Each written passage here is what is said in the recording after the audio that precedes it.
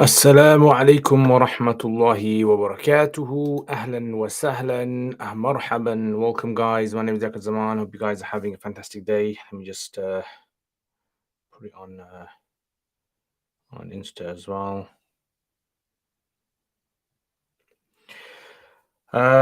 So today, Saturday, guys. Saturday, as you guys know, is a question and answer session. If you guys have any questions that hopefully, inshallah, I can try to answer. If I don't know the answer to it, then I'll tell you. Otherwise, I'll try to answer your questions. And you can ask the questions in the comments if you like, or you can actually ask them on Curious Cat. So if you look below, there's actually a link for Curious Cat that you guys can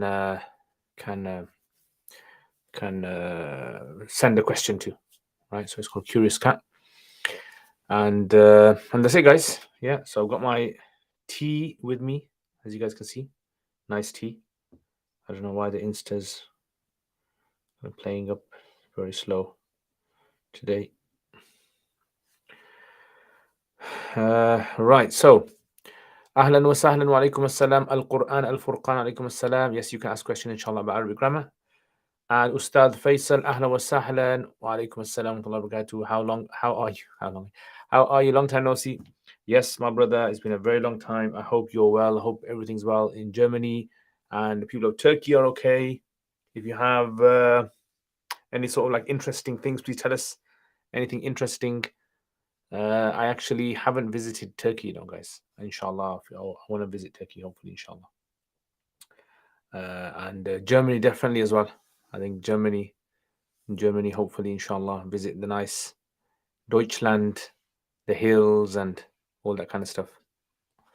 Wa alaikum assalam, Jundullah, ahlan wa sahlan, marhaban. People on Instagram, are you guys experiencing a lag in the image? Because to me, it just seems as though it's quite slow for some reason. No idea why. But it just seems as though it's quite slow. So let me just do this again. End video. Discard media. Okay, let's try this again. Okay, how do you do this?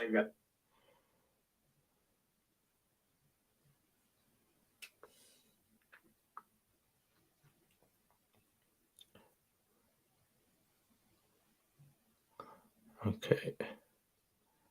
Let's try this again. Apologize, guys, for this, but for some reason, it just seems to be a bit slow today. All right, so ahlan wa sahlan again. Yeah, still the same. I have no idea why. Hassan Khan, wa alaikum assalam wa rahmatullahi wa barakatuh. Ahlan wa sahlan. Welcome. Why is this video? Let's just see, maybe it's you have to reset it or something. Restart the phone, maybe. Who knows? Right, so okay. Curious Cat. Let's check out Curious Cat and see what Curious Cat is saying. If there's any interesting questions over here. All right, so there is a question over here. All right, for a girl. Okay, let me just put this on the side here so I can see your questions as well. Okay, so question is, for a girl living far away from family, does she need to ask her father if she is going out towards her friends to stay while she has a father? No, she doesn't need her father's permission if she's obviously living in a different property. Right? The idea is, if she's living in her father's property, then she should get her father's permission. It's just out of courtesy and manners that person does this.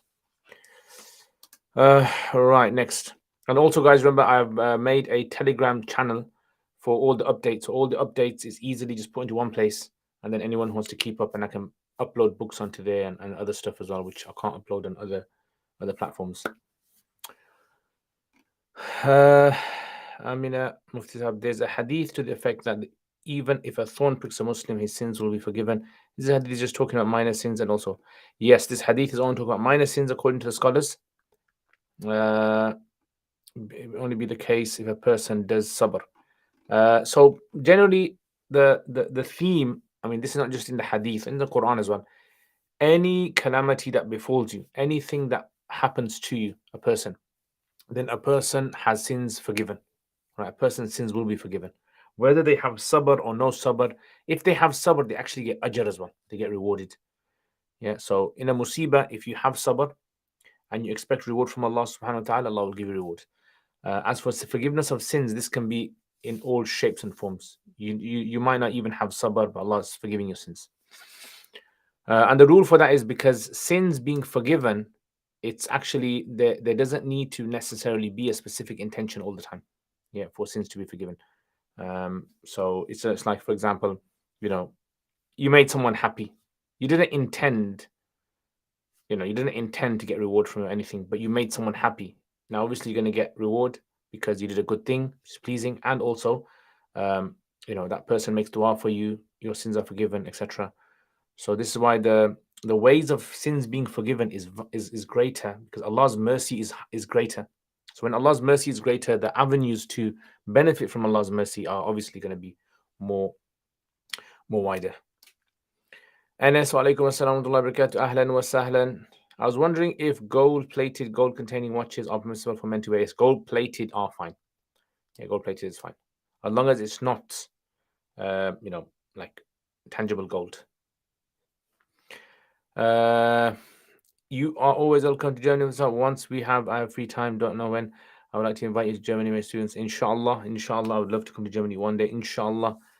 I don't know if I'll be able to benefit you guys there, but inshallah, I will definitely benefit. Which manuscript is in your YouTube channel, Header Sheikh? That is basically a commentary of Alfiya ibn Malik. So Alfiya ibn Malik, that's a commentary of it. Yeah. So it's a commentary. Okay, let me try Instagram again, guys. Yeah, so hopefully third time is going to be the charm. Okay, I don't mind that. Keeps popping up. Okay, let's try this. Is this going to work, guys? Do you think it's going to work? Do you think it's not going to work? Let's see. Okay. Looks okay so far. Yep. Excellent. It's working now. So I think it was just a glitch. Right. That's very interesting, Zahir. You're welcome. HR, wa alaikum assalam. Should women have Islamic channels on YouTube? There is good in them, but overall, is it permissible? So this kind of question is just like a general question. Should women, to what extent should women expose themselves in society? Right. So we clearly know Islam has boundaries on how much a woman can expose herself in society. Right. So she has to wear certain type of clothing, loose clothing when she goes out, covering the essential parts of the body that need to be covered. And then when it comes to also interaction with other people, the interaction must not be in a flirtatious manner, and those kind of things. So the same rules would apply when it comes to these kind of platforms as well. So in other words, if the platform is a genuine platform which is going to have those teachings which the Quran and the Prophet ﷺ hadith maintain, then I don't see a problem with it. However, if there is a fear that this is going to turn into something like, like those tutorials where it starts off with how to cover your head with a scarf, and then eventually it ends up in how to take your scarf off, right? So that's where the problems lie. So what generally tends to happen in any society is when a trend starts, right, in any society, especially Muslim society, Muslims generally follow the trend and don't think about whether this trend is still within the limits of the law of Islam. And we'll see this all the time. So someone will start off, for example, like, I don't know, TikTok, and they'll think, oh, this is a great thing. Other Muslims are doing it. Let me do it as well. But they don't realize, have I really checked this, whether this is allowed or not? Just because so-and-so Zainab's doing it, or just because Khalid's doing it, does it mean that it's allowed? Is it not allowed? So I personally think Muslims should be less naive in these issues and should be more diligent in these matters, because at the end of the day, it's your akhirah. Yeah, it's your akhirah, and akhirah is the most important thing to each one of us. Yeah, and we want to make sure that we're not having a short-term benefit which is going to have a long-term harm. Yeah, so sometimes we might think to ourselves, you know what, I get a buzz, I get a really good thing out of making these videos, but then on the long term, it causes problems for society. as well, right? So I'll give you an example. For example, like these makeup tutorial videos. Yeah. Now, it's the makeup tutorial videos. The problem, I think one of the biggest problems with this uh, is that the people that are doing it, they seem to be good at doing makeup, but it's just creating a society where people become desensitized to covering themselves up. Yeah, and then young girls who are who have insecurities about their own looks, they feel as though they need to cover it because everyone's doing it, and look how she's doing it, and I think I need to do it as well. And I think this has a bigger mental impact on our youngsters as well. So I think there needs to be people who just think about this, step back and think, is this a good thing to do or is it not a good thing to do? This is my own personal views. I don't know, maybe you guys agree with me, disagree with me. Looking sharp in your shirt, it's considered khilaf al-awla to pray in short sleeves for men? No. So the Hanafis basically say if you are not comfortable wearing it outside in public, then it's karaha. It's makruh to wear like short sleeve, because short sleeves in the olden days didn't exist in society. People never used to wear that, like t-shirts. People never used to go out in t-shirts. So this is why, as time has gone by, it's considered to be fine, because the clothing that you wear in your salat is a reflection of what you actually wear outside. And Jazakallah khair for saying I look sharp. If 1080p, yeah, so 1080p is sharp. Assalamu alaikum ibn Adam. Salam, do you live in Leicester? No, I do not live in Leicester, but tomorrow I will be visiting Leicester, inshallah, in the evening. So if there's anyone that's going to hopefully want to meet up or something, maybe we can meet up for a little while. I have to go for a walima tomorrow. One of my friends, close friends, walima, and inshallah I'll be going there. So I don't know if anyone Leicester, if the Leicester boys want to meet up. Assalamu alaikum. What is meant by marriage completing half of your deen? Is it meant to be taken literally? Good question. This is so. Marriage completing half of your deen. You guys have probably heard this statement or this hadith being mentioned. So look, Islam is complete. Okay, you can't do anything to complete Islam. Islam was complete when the Prophet ﷺ prays when the Prophet ﷺ was given the Quran. The everything in Islam, the prayers, the Hajj, everything is complete now. So there is no half in Islam or quarter in Islam. It's all full. So what does it mean then that a person completes half of their faith? So what it means is basically, yeah, it's iman, yeah, nisful iman. So it's your faith in the sense that, like, you believe in Allah and the prophets and the books and all of those things, but the strength of that faith requires you to be able to like live that faith out. So for example, I believe in Allah is one, and I believe that the divine books are true from Allah, and I believe in the angels, and I believe in all the prophets and the day of judgment and all that. But I have to work in an office, or I have to drive a taxi, and I have to work at university or study, or I have to walk up and down the streets, go to the market, buy shopping. I have a whole lifestyle that I have to live in, a culture. When a person gets married, what happens is it creates stability inside that person, because for several reasons. One of the reasons is because once you get married, what happens is the main reason for why people have like desires, sexual desires, and all of that is that you want to procreate. That's the whole purpose of like the biological aspect of why humans exist on Earth. So the only way you can achieve this is obviously if you find the right partner and then you procreate with them. But this has to be done in a halal way. So that's why the marriage is considered to be the best way to cement your faith. Yeah, in other words, to apply your faith in society, live as a good Muslim, you can say. So if we were to reword this hadith and say, what it really means is that to really live as a good Muslim, part of that, and let's say use the word half, part of that is that you are married to someone and where you can control your desire in that fashion. Yeah, that's what the hadith is indicating towards. Now, this does not mean that anyone who gets married, they're automatically protected. No, because there's going to be people who are married, but unfortunately their marriage breaks down and they end up doing, extramarital affairs, or they, do other things as well. So unfortunately that happens, but theoretically, this is how it's supposed to be. The aim of the marriage is supposed to be where you have the support in your life and, your desires, and also emotionally and everything, all of these things. And then that's basically it. So that's in a nutshell what the half is referring to. Right. Actually, let me just open the window, guys. Get a bit of fresh air in. Right. So back to these questions then. Assalamu alaikum. Amullah, ahlan wa sahlan. Love your shirt. Jazakallah khair. You like the shirt, yeah? So it's a bit like a cool kind of shirt. Yeah, in the hot weather, trying to stay cool. Read your quls twice a day. Every day I try to read my quls twice a day. Ustad, ahlan wa sahlan. I would have one question and would like to hear your answer regarding it. Question is regarding depression and suicide. What if someone has depression and based on that kills themselves? So what is the question? What's the question? Assalamu alaikum, Ahmad R. Are there any problems with Fi Dhilal al-Quran by Sayyid Qutb that reader should be aware of? So Fi Dhilal al-Quran, for those of you who don't know, is a sort of, you can say, not really an interpretation of the Quran per se, because he was not a mufassir. It's more like his thoughts, his sort of like reflections, you can say, more than a tafsir.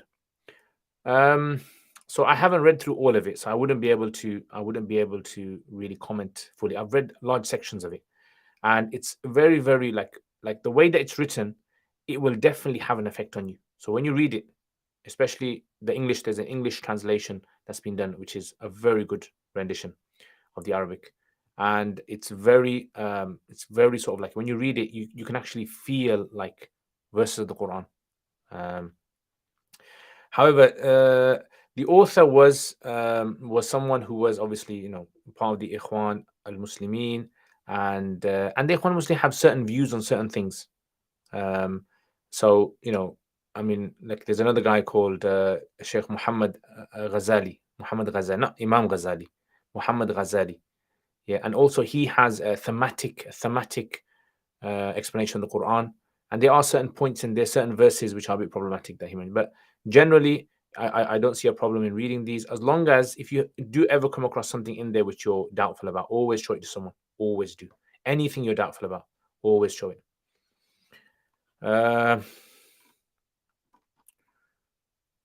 Which works of Imam al-Jawzi have you read, and what do you think of the works? I've read quite a few, So, for example, like he has a work on tafsir, which is called tafsir. I think it's called Muyassar. Is it called Masir? Zad al-Masir. I think it's called Zad al-Masir. And he also has works on hadith as well, right? So he has famous Tabaqat al-Kubra. You're talking about Ibn al-Jawzi, yeah? Not Ibn Qayyim, Ibn Jawzi, the 500 scholar. And he also has works on, like he has works on nearly every science. On fiqh, he has works. On like tazkiyah, he has works as well. I'm just trying to think of one there. Sayyid al-Khatir is very good. Sayyid al-Khatir, very, very good book. It's like his own thoughts that used to come to his mind. He used to write them down. Yeah, so he has those. Yeah, so those are the kind of books. It's quite a lot. I can't remember all of them on the top of my head. But yeah, those are very, very good ones. Right, next. After ruku, when you stand up, at what point do you recite Alhamdulillah hamdan kathiran tayyiban? So you read it. So when you say Rabbana lakal hamd hamdan, so you say it when you're standing. Rabbana lakal hamd hamdan kathiran tayyiban. So Sami Allahu liman hamida. So you say Sami Allahu liman hamida when you're coming up. Rabbana lakal hamd when you're standing, hamdan, and then after that, hamdan kathiran tayyiban barakan fi. Yeah, you can do it both in Jamaat and individual. If you're quick enough, that is. Sometimes in the Jamaat, the Imam's a bit quick, so. Does signing a legal divorce document equate to talaq? It depends what's written.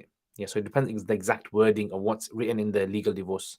So in the UK, I think, I mean, I haven't haven't checked this again, but in the UK, the wording is that I will give you a divorce, which is not considered to be a divorce per se because it's a promise. So you just got to check out the wording. So as long as the wording says something in this to the effect that I have given you a divorce, as long as it has given the meaning that the divorce has happened, then it's considered legal divorce. What is the ruling? What is the rule regarding this person's hereafter? So we leave it to Allah. Yeah. So we have no categorical statement from the Quran or from Hadith that this person will be in Jahannam, because there is so much we don't know about this person. They were going through depression, they were going through problems in their life, and Allah does never burdens a person more than they can bear.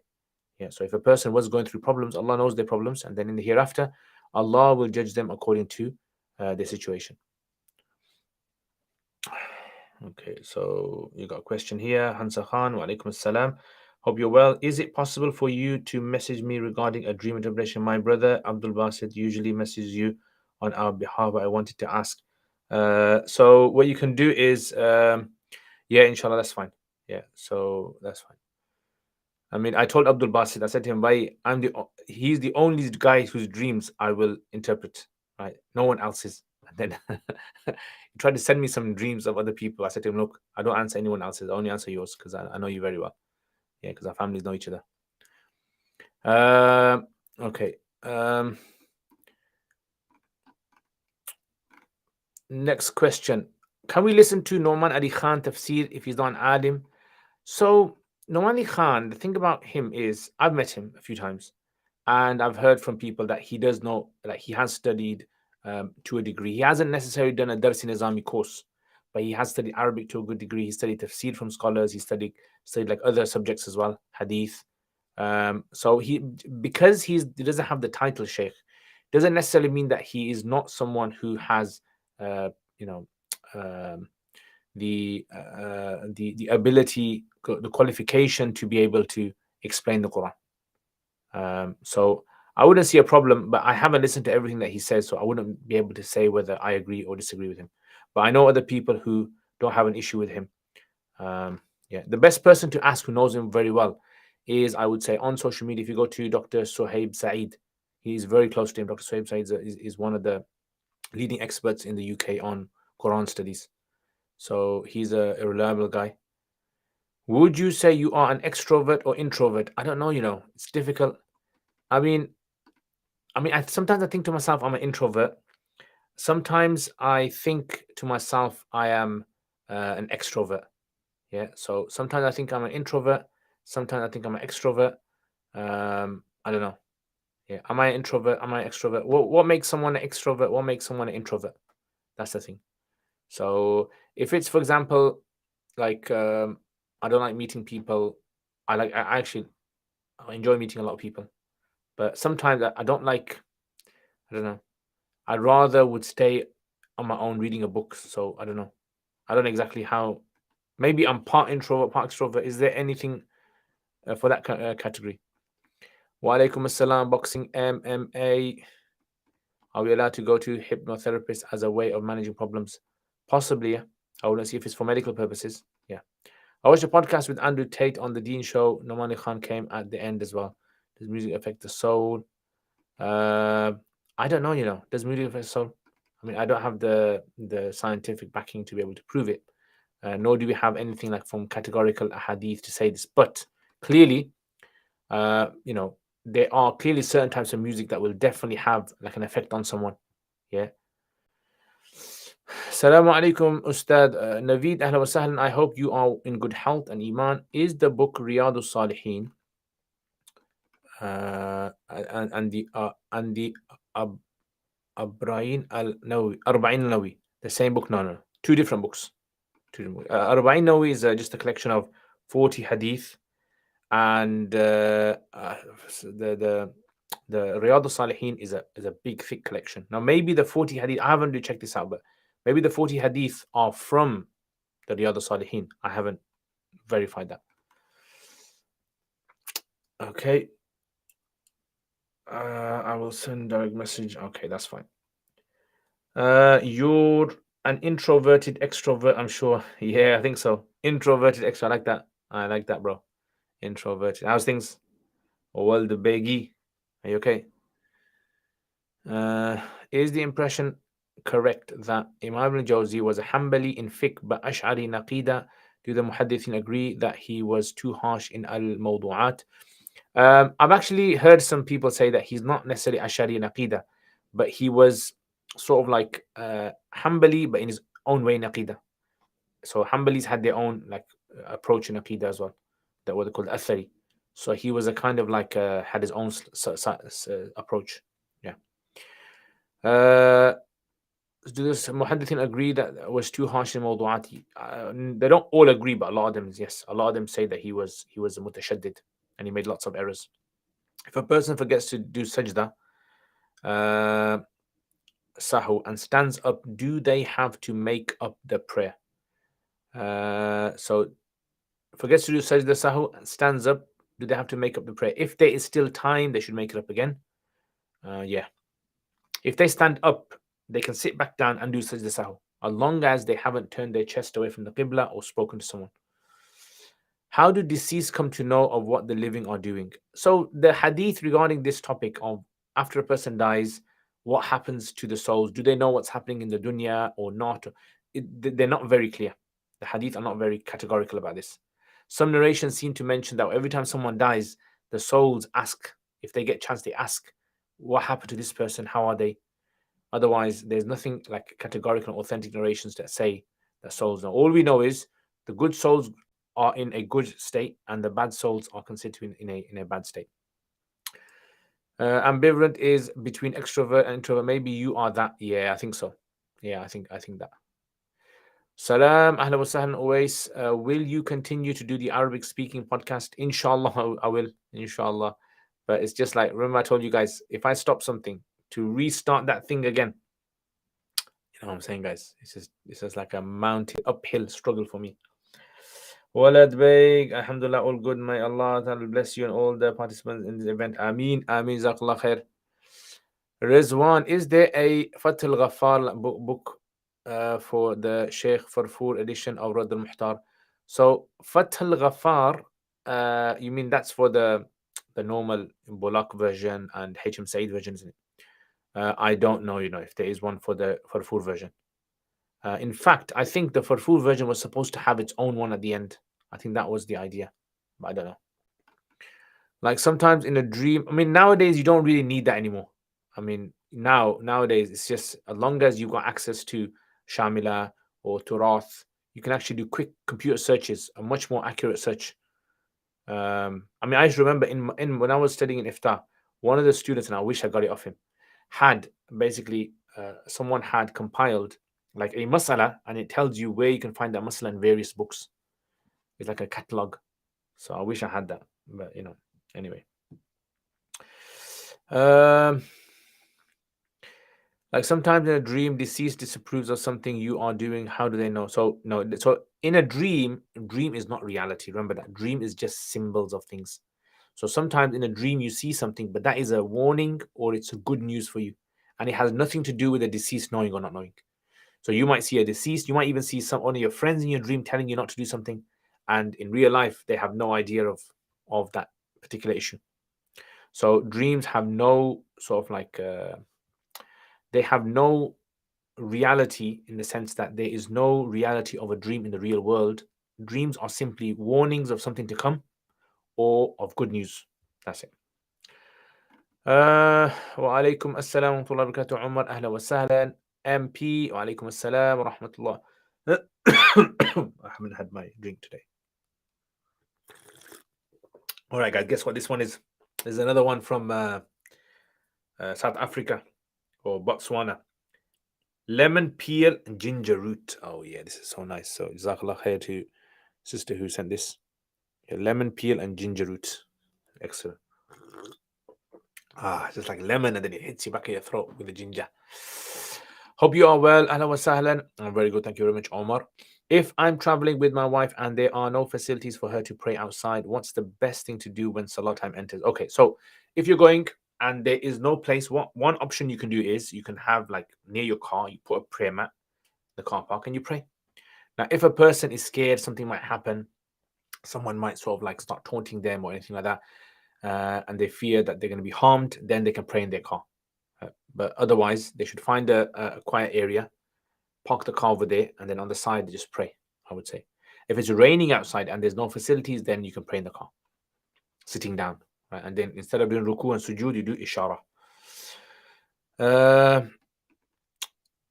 Right. I thought Allah does burden soul more than it can bear. So Allah does not burden a soul more than it can bear. If you remember what I said to you guys, this is to do with the ahkam of the Sharia. So this is why that if a person, for example, like went through a lot of problems in life and whatever did some bad things and they died, Allah on the day of judgment, because that hereafter is obviously to do with the Sharia, isn't it? So this is why in the hereafter Allah would treat them in a manner that He sees befitting for them. Yeah. So when we say Allah does not burden a soul, Allah does not burden a soul more than we're talking about the Sharia rules. When we're saying Sharia rules, we're talking about Akhirah rules. Does that make sense? As for dunya rules, like things that happen in dunya, no, then that verse has got nothing to do with like dunya issues. Any cycling routes lately? Inshallah, I'm planning going these August holidays. I mean, I don't really know different routes around different areas, but what you can do is if you join, uh, what is it called? The famous cycling app. I forgot what it's called now. Yeah, famous cycling app. I'll try to put the cycling app on the Telegram group. Okay, if I remember. So basically, go on there and it shows you people's routes. You can find people's routes, people who have like different areas, routes they've selected. You can find them. So yeah, so you can check them. Assalamu alaikum Zainab. Ahlan wa sahlan. Ahlan wa sahlan. What is your view on women leading female-only congregation at home? Am I right thinking Hanafi arguments say that it's makruh is quite weak? So this issue of makruh tahrimi, so some of the Hanafis say that it's considered makruh tahrimi, like Imam Sahib al-Hidayah seems to indicate towards, and others like Sheikh Abdul Hayy Laknawi says it's considered to be makruh tanzihi. This seems to make more sense because his argument is because it's been proven that Aisha radiallahu anha used to lead sometimes salat with other women, then if they used to do it, it can't be makruh tahrimi. Yeah, makruh tahrim means sinful. And the kind of argument that some of the Hanafis mentioned that it's kind of why it's considered makruh is they say, oh, it's because it was never done in the time of the Prophet ﷺ. But then we say, well, we found narrations of Aisha radiallahu anha. Okay, then a woman might inadvertently, have like hayd or something might happen and it nullifies the salat and it affects everyone else's salat. But Sheikh Abdul Hayy Laknawi, he argues that no, this isn't really the case. I think you can read this. I think Sheikh Abdul Hayy Laknawi mentions this in, I think it's Si'aya. I think in Si'aya. Yeah. There's a lot of discussion in the Hanafi school about difference between Iraqi school and Ma Wara al-Nahr. How did this affect the Indian scholars' fatwas? So it didn't. I haven't really kind of looked into this issue of the Indian subcontinent scholars being affected by this, because the Indian subcontinent scholars themselves, even today, they do have slightly different approaches in certain areas, right? So you might have certain muftis who have taken a certain approach and others slightly different approach. But generally, Sheikh Anwar Shah Kashmiri says that the Iraqi Hanafis were more Hanafis that were more to do with the athar, like they stuck to, they're not athar as in hadith, but for the riwayat of the madhab. And the Ma Wara al-Nahr Hanafis, the other Hanafis, the Afghanistan Hanafis, you can say, they were more to do with like rationalizing things, using aql a lot. Yeah, qiyasat. That's the kind of main difference. There's actually a book. I can't remember the name of the book. If you remind me, I will look for the book and I'll put it in the Telegram group. It's about this discussion. Someone's done like I think they're doing a master's or might even be a PhD, I don't know, on this differences between the two, the Iraqis and the Ma Wara al-Nahr. I actually spoke to Sheikh Suhail Hanif on this, and Sheikh Suhail Hanif actually had a different approach on this. And he said that there wasn't really this sort of like versus comparison between two groups. There wasn't a competition between the two. They existed at different times. And you can see, for example, like Sahib al-Hidayah, for example, he is from that kind of region. But he also talks about the Ma Wara al-Nahr, the ones that were beyond the river. Yeah. Have you heard of Dr. Abdullah Rotham explaining Islamic psychology? No, I haven't. I've joined your Telegram channel. Ahlan wa sahlan. Yeah, so guys, for those of you guys who want to join, you can join. And I just put up stuff on there. it's easier for me to put stuff up there on there as well. Okay, so down to earth crust. Walaikum assalam. In my country, there is a trend where sellers would sell jewelry through scoops, but not grams. Some scholars have said this is haram because of this uncertainty. But what about when we scoop meat? So, are you saying like you give cash and in return they scoop gold and silver? Is that what you're saying? Did Prophet Sulaiman inherit the kingdom of Prophet Dawood if prophets don't inherit? So prophets do inherit, but they inherit prophethood. Yeah, this is why like knowledge is considered to be the inheritance of prophets. They don't inherit physical gold and silver. The Prophet said, "Nahnu ma'ashar al-anbiya la nurithu ma taraknahu sadaqah." Yeah, so we do not inherit. We don't give an inheritance physical dirham wa dinar. Wa alaykum assalam. Is the hadith to read Surah Kahf? And by the way, in the Quran, the word waratha is also to like take over as well. Yeah. So a person waratha, it means he takes over. Assalamu alaikum. Is the hadith to read Surah Kahf on Friday week? Not to my knowledge. What is the difference between the word wajib and fard in Hanafi school of thought? This is like a long discussion. I would, for the full explanation, I would definitely tell you to join my Usul al-Fiqh course on my uruk.com. You can find details at the bottom of there. Uruk.com, and on there I have a 28 lesson of Usul Fiqh. If you go through that, it will clarify everything about fard and wajib. In a nutshell, the difference between fard and wajib is simply to do with the issue of how evidence is established. So how evidence reaches us. And I really don't have time at the moment to explain that because it's a very it requires a lot of discussion on certain aspects of what a dalil is. But yeah, that's what basically the Hanafis say. Sheikh, does everyone face the questioning of the grave? Can we make dua that we are not? Yes. So some narrations actually indicate there will be no questioning in the grave for certain individuals. As in questioning when we say the adhab of the qabr. But the three questions that people are asked in their graves, everyone will be asked those three questions. Yeah. So, who is your Lord? Who is those three questions? From the narrations, what we understand, everyone's asked those. But the adhab of the qabr, yeah, that is something which is uplifted from certain individuals. Like our narration mentions that shuhada will be shielded from the adhab of the qabr, and a person who reads Surah Al-Mulk every night is going to be shielded, and likewise other individuals. Did you eat many Pakistani mangoes this summer? I only ate about 4, I think. Yeah, 4 or 5 maybe. In Pakistan, I used to eat loads. Like we used to literally go to Sindh. In Sindh, like when you drive down the roads, you see like mango trees all like covering the whole of the horizon. Right, so when you're driving, you literally see just mango trees after mango trees, and they sell them so cheap in June and July. Very, very like bag loads you can buy for pennies. And we used to buy them, go home, put them in the fridge, and then a freezer even, and then nighttime cut them. So juicy and tasty. Yeah. Wa alaikum assalam, Saqib, ahlan wa sahlan. How many meals do you have a day? Is it 3 normal? I have 2 meals a day. But yeah, 3 for normal people. I think 3 is okay. I have 2 because if I have lunch, I feel sleepy. I don't know. Do you guys experience that as well? Right. So if I have lunch, I tend to feel sleepy, and then if I feel sleepy, then a lot of my day goes by, and then I don't get things done. In the instances where the traveler is praying with ishara in the car, is it correct that the prayer has to be repeated because qiyam was? So here's where there's a difference of opinion. So do you have to repeat, like if you are in a situation and it's very difficult for you to be able to fulfill all the arkan of the salat because of circumstances, do you have to repeat that salat again? So some Hanafis say yes, you should repeat it again. Other Hanafis say no, because that was the situation that Allah burdened you with. Yeah, and that's it. And if Allah has burdened you with that situation, then you're not expected to do anything more than that. So, let's say, for example, like, your legs were your legs were hurting. You weren't able to stand up, you had to sit down, right? You don't have to repeat your salat later on when your legs are fit and healthy.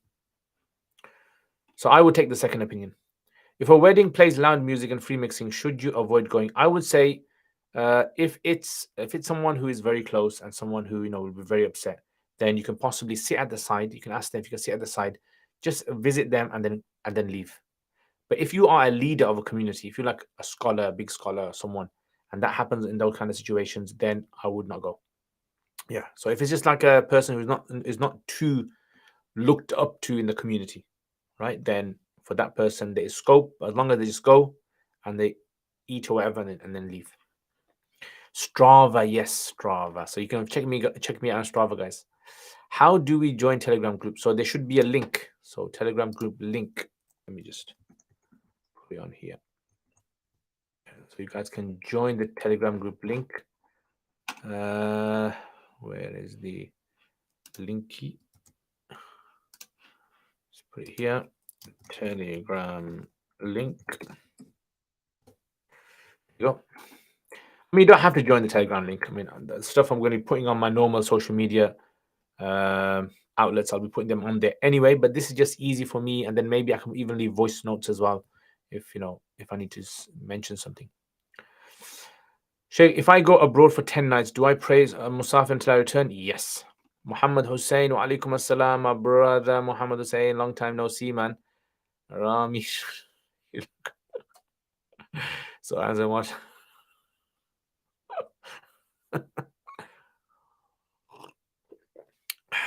That's it, bro. I gotta like tie my top button. Yeah, look like a slick, smart. If a person is a musafir and they shorten the fard, do they pray sunnahs and witr? So Hanafis have 5 opinions about whether you pray your sunnahs or witr, sunnahs and nafal or not. Everyone agrees you pray the fard and the witr. As for the nafal, Imam Ibn Abidin says this: if you are residing in a place and you're staying there, then you pray the sunnahs and nafal. And if you're not, if you're on the move, then you only pray the fard and the witr. I read a hadith to the effect that if a person was very regular and consistent in fib a good deed and was unable to do it because of some circumstances, then he was still rewarded for the deed because he had the intention of doing the acts. Is that a fiqh principle? I don't know what the exact hadith is, but generally in Islam, there is a concept that if you do certain actions and you make an intention to do an action, but something comes in the way, you get the reward for it. But when we say you get the reward for it, you get what we call the asal reward, the basic reward. You don't get the extra reward which is attached to actually physically doing it. So let's say a person decided, I'm going to go to pray, asr salat in the masjid. As you're leaving, your car just doesn't start, and you can't make it. Right? You had a full intention of going, something came in the way. You get the reward as though you prayed the Asr Salat in the masjid. Would Ibn Abidin be the best mujtahid of the last mujtahid, the Hanafi? Not necessarily, no, not necessarily. In fact, Ibn Abidin isn't really kind of like a very, very knowledgeable figure in the Hanafi school. He's knowledgeable, don't get me wrong, but there are other people who are considered to be more faqih than him. Like, faqih basically means someone who is able to understand all the sources of the Hanafi fiqh, look into a situation in the world, whether it's to do with the home or to work or to do with the governance or anything, and then know how to answer this like accurately. Right? That is a faqih. So Imam Ibn Abidin is more like someone who's a surveyor of the Hanafi school. He surveys all the books and brings together his conclusions. Right, mashallah, looking cute, mashallah. Jazakallah khair, bro. Muhammad Hussein. Wing to you, bro. Are there any circumstances where we can combine salah just before traveling? Example, say in winter, you're leaving at dhuhr time and we know we won't get. So according to Hanafis, no, you wouldn't, because unless the condition according to other madhabs fulfills that. So you have to be on a journey to be able to, for my knowledge, you have to be on a journey according to Shafi school to actually be able to take that dispensation. Yeah. So to my knowledge, I don't think according to Shafi and Maliki school, you can do the at home. Say we are back home and don't get chance to pray Maghrib, can we combine when we get home with Isha? So again, this is where there may be scope over here. Yeah, there may, because at that time, at that Maghrib time, you were on a journey. So therefore, there seems to be some scope to combine. Yeah, I would say there would be scope, but not according to Hanafi school. This is according to the other madhabs. Maybe best thing to do is check out what the Shafis and the Malikis say about this, because I'm just saying it from the top of my head here. I haven't researched this according to them, but I'm just saying to you that if this is a situation, so we go to all other places where there is free mixing of music, restaurants, shop, malls, beaches, etc. Why do we single marriages out for boycotting? So the reason is because walima is supposed to be something Islamic. Yeah, there's an Islamic element to it. And just because music and these things are played in other places, it doesn't mean necessarily that's something good to go to itself. So this is why, if a person, if for example, let's say there's two people, one is going towards a walima, one's going to shopping. The walima is definitely considered to be something that has been emphasized in Islam. Yeah. And so if there are munkars taking place in a walima, that is worse than munkars taking place in a market anyway, because we understand in a market this is expected. Salah Mufti, if I'm bleeding and it doesn't stop, how would I make wudu prayer whilst bleeding? So you carry on. You just do your wudu and you pray and you allow the blood to flow. Yeah. And your salat will be valid. You'll just have to repeat the salat for each, the wudu for each salat.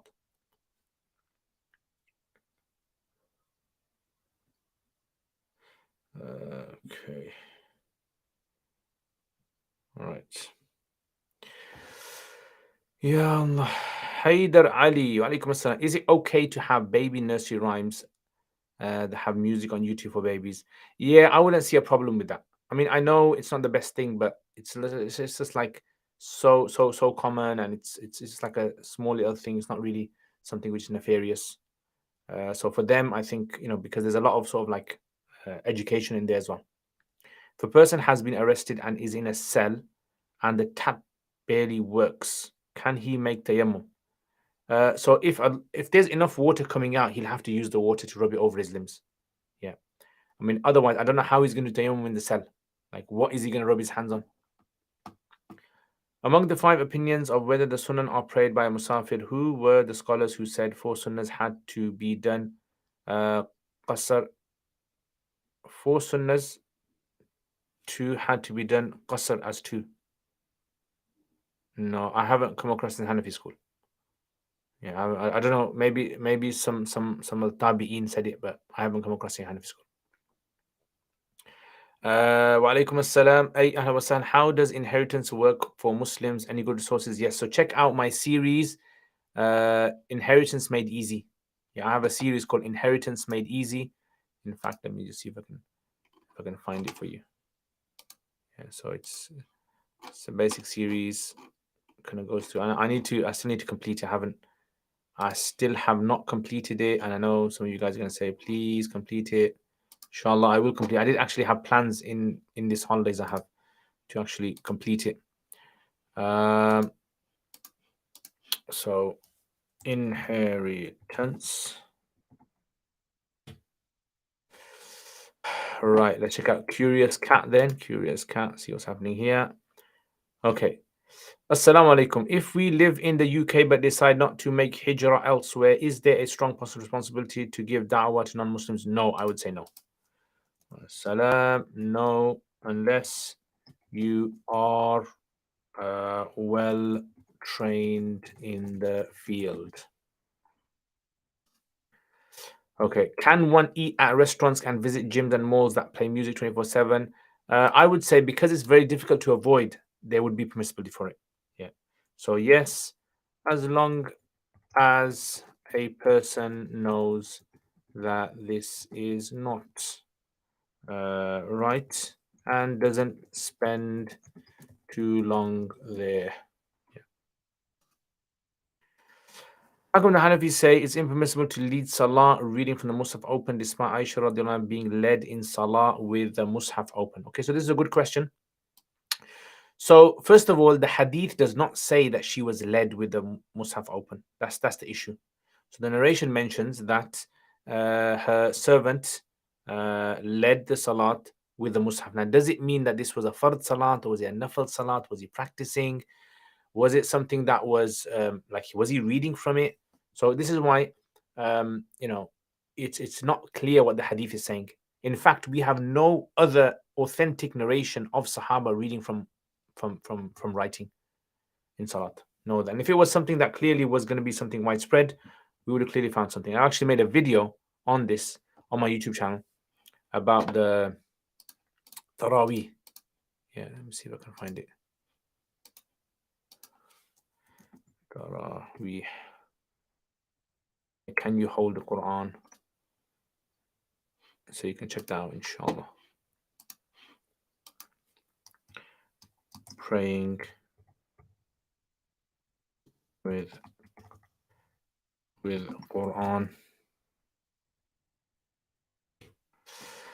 Did Al-A'sha, the famous Arab poet, become Muslim? Not to my knowledge.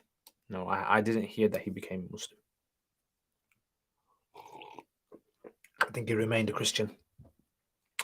How long did it take you to become a Mufti? So the course, basically, technically, I'm not a Mufti. A Mufti is someone who understands the whole of the Sharia inside out and is capable of issuing fatwas on new things that are unprecedented. I don't have the skill to do that, right? If I want that skill, I'm on the way to training myself for that, which is going to take me about 20 to 30 more years, I would say. Yeah, so 20 to 30 more years to really become someone who is like a qualified, what we call a Mufti, that someone is able to do this. So this is where the confusion comes when people label people as Mufti, where they're not really a Mufti. They have just done a course which qualifies them to be able to research at a Mufti level. Yeah. So it's like, for example, like a doctor consultant, right? So let's say there's a person who qualifies from medicine. They don't automatically become a consultant. Consultancy actually takes a long time, many years of experience, and then you get the qualification of consultancy. So the same thing I would say applies over here as well. Yeah. So in other words, becoming a Mufti is actually it's a big responsibility, and it requires a vast amount of knowledge, like lots of experience with books, I would say. Yeah, because it's not just answer. Like I can answer your questions, but I don't need to be a Mufti for that. I can be someone who has studied the Hanafi fiqh to a very good level, and I can answer those questions because those are simply just like copy and paste answers. You ask me a question, and from my memory, I can recall, okay, I know in this book that this is the answer, and I can give it to you guys. But an unprecedented issue, like for example, what does a person do? What's the ruling of I don't know, praying salat on Mars? Is there any salat on Mars or not? Is there any Hajj on Mars or not? Is there any fasting on Mars or not? On a different planet? How does it work over there? Those are unprecedented. That requires fatwa. So that requires a person to understand the texts and then understand how we transition or move from the text to the problem, right? And using like evidences. This people can try doing it, but that doesn't mean that they qualify to do it.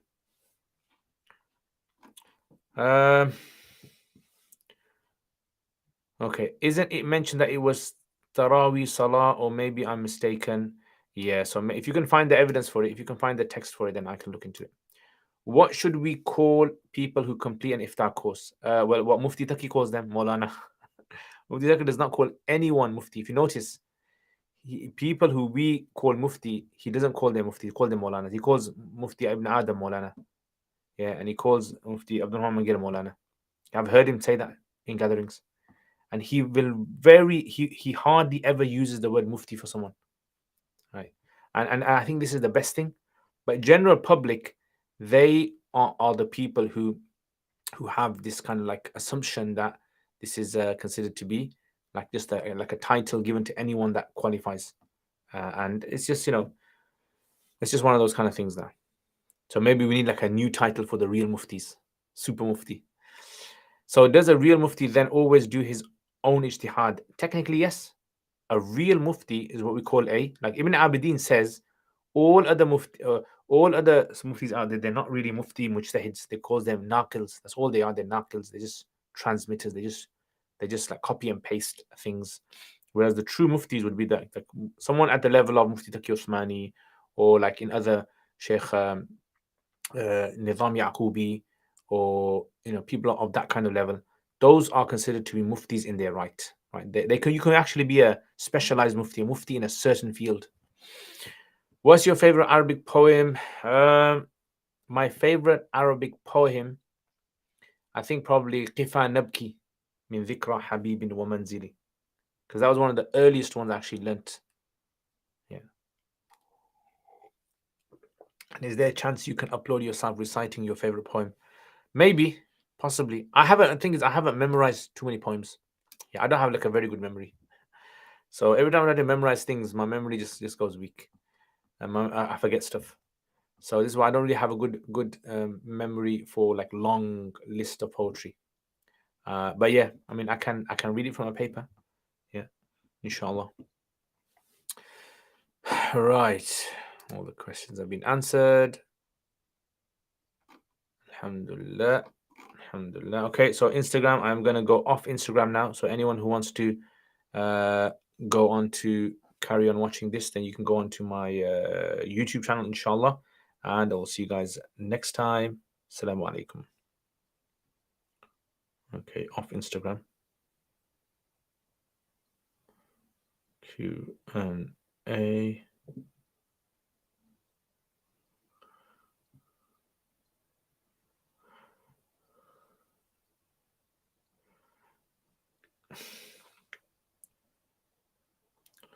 Okay.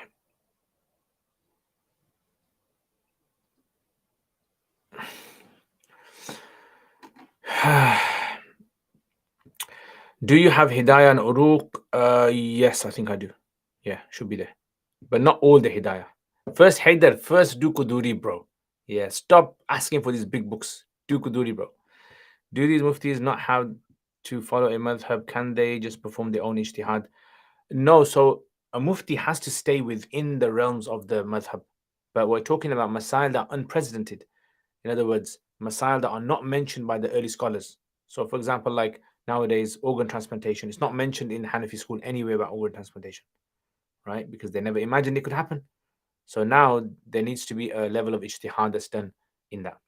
Yeah. Are there any good books in English on usul al-fiqh or qawaid al-fiqhiyya? On usul al-fiqh, English ones, yeah. So I mean, I don't think I can say. What you can do is if you remind me, I will send you like a list of books, or I'll send some PDFs. There isn't anything that's been done thoroughly in the Hanafi school. There are like translations of Usul al-Shashi, I think by Mansur Ali, Dr. Mansur Ali, and also by Dr. Niazi as well. I think there are some like that, but not really something thorough. Like I would like to see someone do like a really thorough work on usul Hanafi usul. Yeah. But yeah, so Qawaid al-Fiqhiyya, there are some works that have been done. Yeah, there are some works on Qawaid al-Fiqh. Again, if you remind me, inshallah, I hopefully if you join the Telegram, I'll put it up on the Telegram as well. If you remind me in the week, inshallah. I know you sent an email to me, but I've just, been so bogged down with marking papers all this week. So I've managed to mark most of them. Alhamdulillah, most of them are marked. I had about 120 papers to mark. So I think I've done most of them. It's got a bit left now. So hopefully I should have finished all my marking by the end of Sunday. Hopefully by Monday, definitely. I'm just looking for contingencies once I finish. Allahu Akbar. Forward thinking, yeah, bro. Who would you say is the top mufti in the UK? I mean, it's difficult to say because I haven't really kind of sat. There's so many like hidden gems you can say. You'd be surprised about. There's a lot of people who are not on social media. They're just behind the scenes, really kind of doing the work. There was actually a mufti who was very, very, very well known in the circles of scholars, Mufti Abu Dhafar. So Mufti Abu Dhafar, he passed away this year. So he was like someone who was a gem. Like he was a hidden gem, someone who was very well known amongst the scholars, but he never had any platform or anything. He was just a local imam in the masjid. So that's the thing. So generally, when we kind of think of a mufti, we automatically think of a celebrity. So I would say like someone who's like a very, very qualified, I would say possibly is like Mufti Shabir, yeah, in Blackburn, Mufti Shabir. From what I've heard from people he's very. I haven't personally experienced him because I haven't studied by him. Another person who's probably considered to be very well known in the field of iftar would be someone like Mufti Faraz Adam. So especially in the area of finance, Islamic finance, he'd probably be one of the leading. Also Mufti Faisal Manju. So Mufti Faisal Manju, he is a lecturer in Markfield. So he's also a leading scholar in Islamic finance. Okay, who else do I know who is considered to be? Yeah, I think those are the kind of ones who are like people like Sheikh Suhail Hanif, Sheikh Salman Yunus. These are like very well, but I don't know how well they are in unprecedented masal. That's the thing. I read that in the Hanafi madhab there is no karaha in elder men trimming their eyebrows if they have started growing. Yes, Hanafi say that. What do you think of Kitab al-Ain? Are you talking about Khalil bin Ahmad, Kitab al-Ain, the dictionary? Do you plan on completing the entire Quduri? Inshallah. I've actually completed all of it in my full-time classes, and I've uploaded it onto my uruk.com. But that's like classes where I'm talking, there's no writing or anything. It's just me explaining the text. Jazakallah khair. You're always very generous with your knowledge. Ameen. May Allah bless us all. Thank you very much, Zainab. Should I study your usul ashashi while you're studying? Bro, look, calm down. Yeah. Chill out. You already got too much on your plate. First of all, do one thing at a time. First of all, do Quduri, and then later on, contingency plans come later, bro. Yeah, contingency plans come later. So the thing is, what you don't want to do, you don't want to get burnt out with studying as well, I would say. I'm studying web development. If you need any help with websites, I can help, inshallah. Future. Jazakallah khair, as I plan on using the skill to do good after. Jazakallah khair, bro. I might actually need your help, Haider. I might actually need your help because I'm actually developing a new website for my Roots of Knowledge, and probably might need to pick your brains, inshallah. Yeah, so that's basically my week, guys.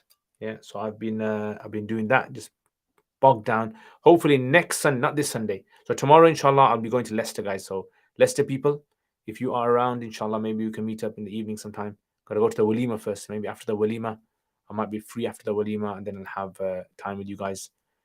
Chill out, maybe have some tea or something. And I don't know what kind of good things are there to do in Leicester on a Sunday. Ricky, but going to Al-Aqsa next weekend will make dua for you. Jazakallah. Thank you very much, my brother. I really love Masjid Al-Aqsa. Inshallah, one day I will return to Masjid Al-Aqsa. I've actually been banned from from Palestine. I can't visit. I've been banned by the Israelis. But Alhamdulillah, I've been 5 times already. So Alhamdulillah, Allah gave me that tawfiq. So if you go there, Ricky, please make special dua for me. Yeah, so okay, let me show you guys. Shall I show you guys a book here? Because Zed, you haven't said show me a book. I will show you a book. Let's see what book I will show you. Okay, this is Mukhtasar al-Wiqaya. So if you ever heard of Sharh al-Wiqaya, yeah, this is the text.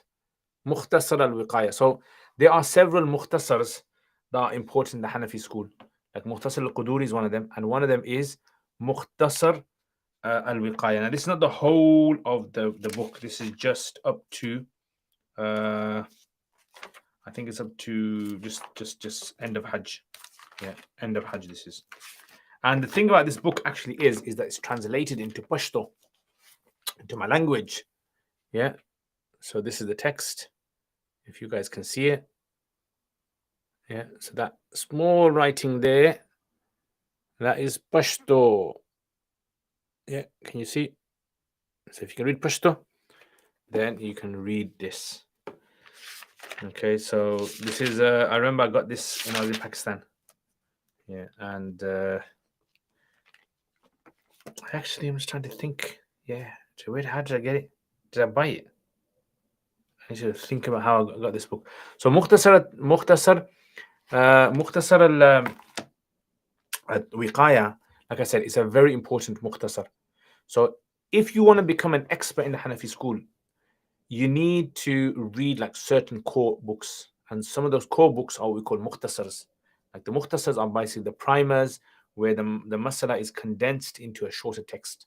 And then later scholars come and then they elaborate on those texts, right? And then you have the shuruhat. So this is that.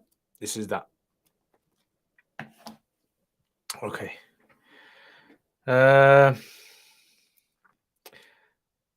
Okay. How are you banned? So basically, what happened? So those of you guys who didn't, I mean, I explained this on my live streams at the end of Ramadan. So if you guys check out the end after Ramadan, I actually mentioned it over there. I went there in Ramadan and I was in the airport for 11 hours, and after 11 hours, they said to me, "You're not welcome here." So they shipped me back. Short story.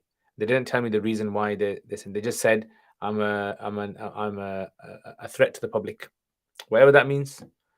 And lots of people have been banned from there, unfortunately. They're saying they didn't say on the paper for how long, but it was, I think, about 10 years, 10 years or so. Is it considered a major sin traveling without a mahram?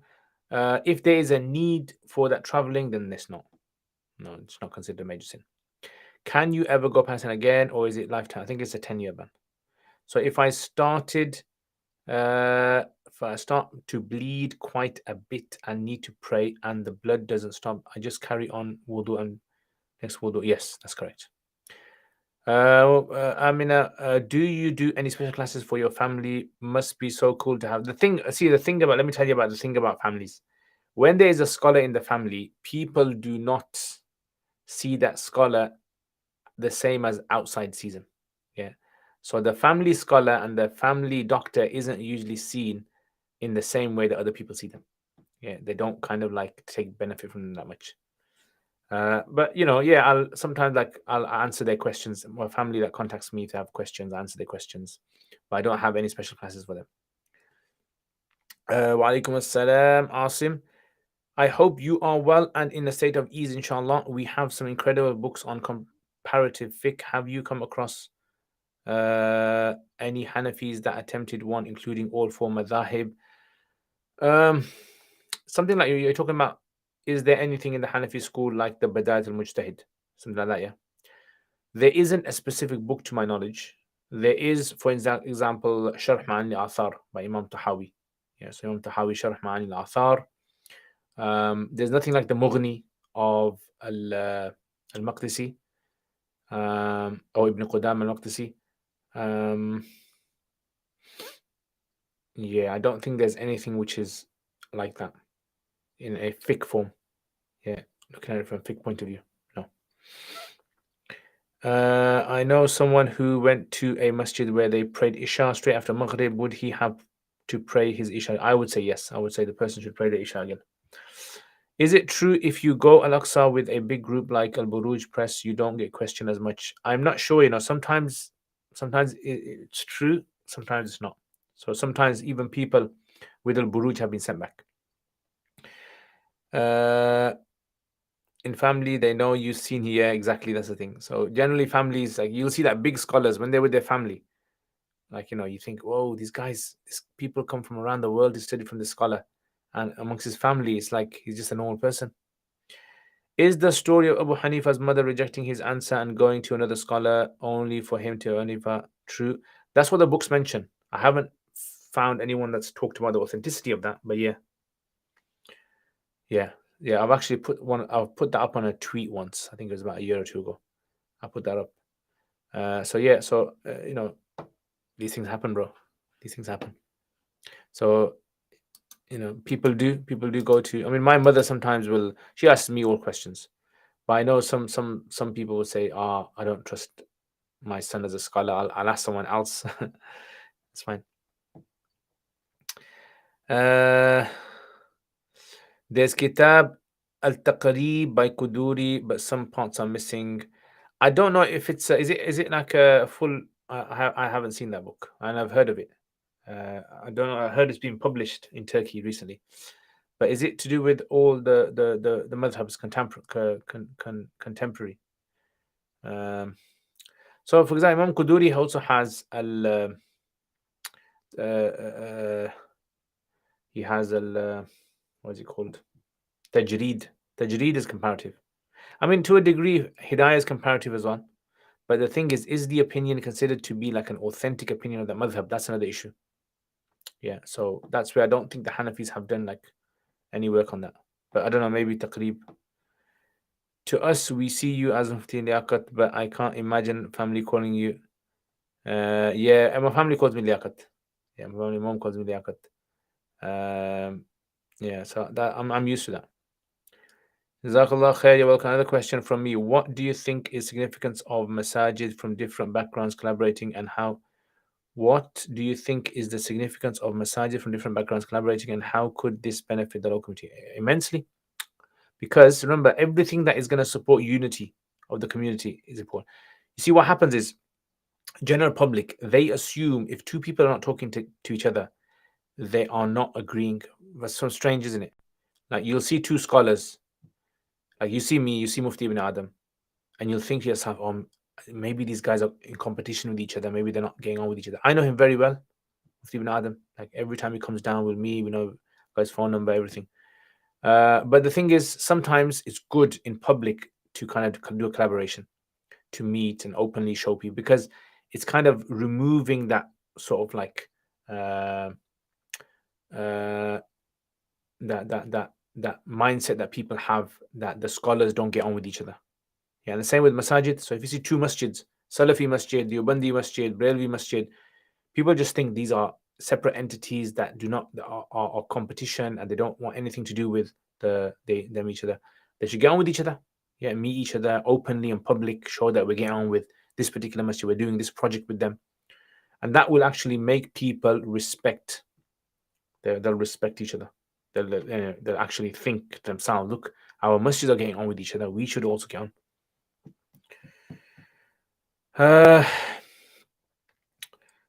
Okay. On comparative opinion between Abu Hanifa and his students, yeah. So if that's the case, yeah, then Kuduri is a source for that, a very good source. Then you've got like Dabusi has something called Ta'sis an-Nazar by Dabusi. Yeah, and that's also got lots of examples of comparative fiqh between Abu Hanifa and his students. Or do you have exam I can do for Kuduri and Fiqh al-Muyassar if I was to email you? Yes, inshallah. Masajid need to work together on community issues like LGBTQ, definitely. Assalamu alaikum, my brother Sharif. Ahlan wa sahlan, kya hal hai? Kaifa anta ya Amriki? Ya Sadiq Pashto, sanga hal de. A guy in front of me in Salah had his aura showing. Should I have told him? You mean like his back, his trousers? You know what? Just ignore it. If it's someone that you know is not going to cause a fuss, then explain to him. Otherwise, I remember it happened to me. There was a guy in front of me, and his t-shirt was going up, and his back I could see his back in Salat. So afterwards, I just said to him, he got upset. He got a bit, angry at me. So sometimes, I would say, if you know the guy's going to listen to you, slowly, nicely explain to him about the aura and about in Salat, he should make sure he wears a long shirt or tuck his t-shirt in or something. If I go up from third rakat in Maghrib, what do I do? If you go up from third rakat, meaning you didn't sit down. Yeah, so you went directly up. In that case, at the end, you do sajda sahu. So how did you get banned from Al-Aqsa? I have no idea. They just didn't allow me in. So they didn't give a reason for it. People will get into tantrum if you tell them. Yeah. Do you think it's ever likely that these masjids from different groups will get on Salafis, Brahmins, Deobandis, all of them? Inshallah, they will, because the problems that the Muslims are going to face in the future are going to be universal problems that we're all equal in. So we all have to get together. But I don't think they're gonna eventually. It's not gonna be like America, where, in the US, it's like you don't have these masajid labeling themselves as Deobandi or Salafi or this. Illa mashallah, maybe there's a few, but not as much as in the UK. Salam, is it true that hadith on istikhara is not fully authentic? Yeah, it's authentic. It's authentic. Yeah. Is there some specific one you're talking about with specific wording in there? It is authentic. One of the hikmah of wearing a jubba on top of your clothes, at least auras, exactly, yeah. So if a person is going to wear like a t-shirt and trousers, tight clothes, at least they should have maybe in their car something like a thobe. I've actually seen this in some Arab mosques where they have like thobes lying there, hanging up, and you can take one, just put it on, pray. Salam alaikum Sadiqi. Is Pashto written with Arabic script, and is it? Yes. So it's written in Arabic script like Urdu and Persian, but it's a different language. It's got a few different letters that you don't find in Urdu or you don't find in Persian. Masjids need to stop labeling themselves. Yeah, exactly. Rizwan, what sort of nisyan is forgiven? I mean, eating during Saum forgiven, or forgetting to wash something in wudu, and only remember after salat facing up. So basically, when we say like nisyan is considered to be forgiven, it means the sin is forgiven. The sin is forgiven. But if a person has forgotten to do something they were supposed to do, that act still has to be done. Yeah, so that's the difference. So if you forget to do something and it normally would result in a sin, yeah, like eating in Ramadan would result in a sin. You did it forgetfully, then you won't be sinful for that.